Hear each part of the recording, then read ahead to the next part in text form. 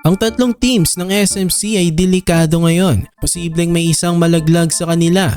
Pag-usapan nga natin ang mga posibleng mangyari. Sino kaya ang mga makakapasok sa playoffs at ang mga makakakuha ng twice to beat advantage.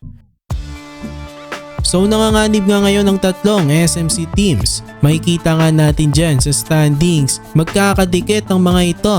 7 seed ang Barangay Ginebra, 8 seed naman ang San Miguel Beermen at 9 seed ang Magnolia Hotshots.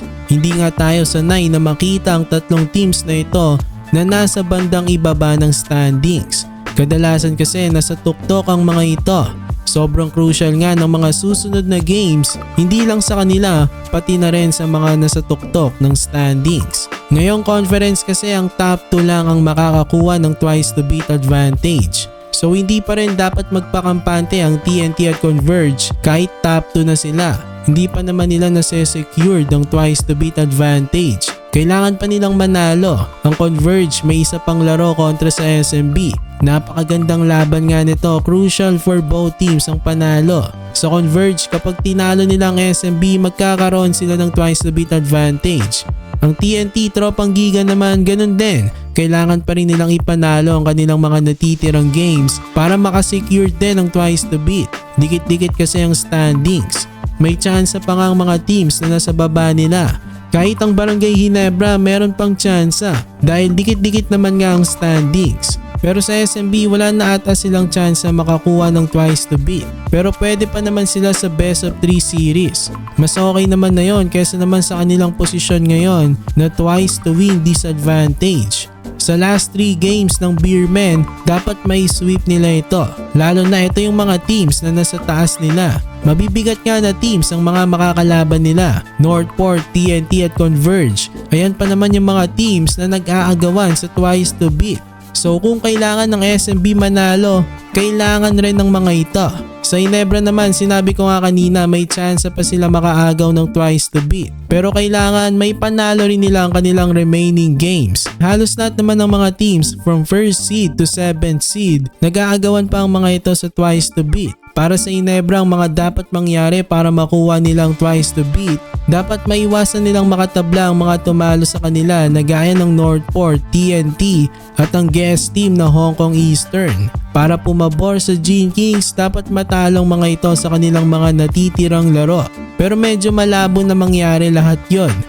Nakasalalay na lang talaga ang tsansa ng Ginebra sa mga ibang koponan. Para naman sa Magnolia Hotshots, obviously hindi pa naman sila laglag, buhay pa naman ang Hotshots. Kaya lang dadaan pa sila sa butas ng karayom para lang makapasok sa playoffs.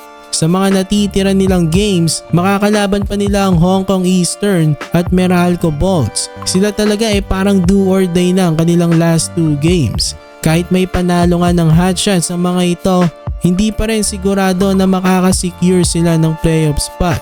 Interesting ang posisyon ngayon ng Magnolia at SMB. Kung manatili ang 8 seed ang SMB at makatabla naman ang Hotshots sa kanila, magkakaroon sila ng do or die game para sa 8 spot. So yung mga nasa taas ng standings, kahit na may twice to beat sila, kung makakalaban naman nila ang SMB o Magnolia sa quarterfinals, mahirap pa rin i-eliminate ang mga yan.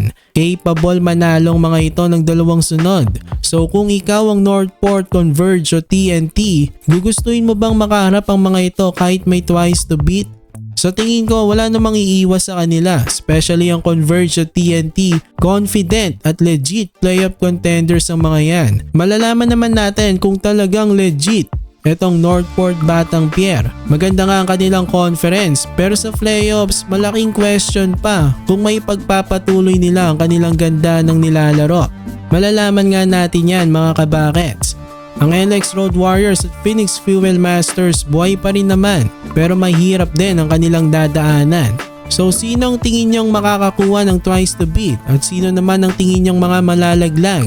I-comment nyo dyan sa comment section. So ito lang naman ang ating video. Maraming salamat sa inyong panonood. Please like, share, and subscribe.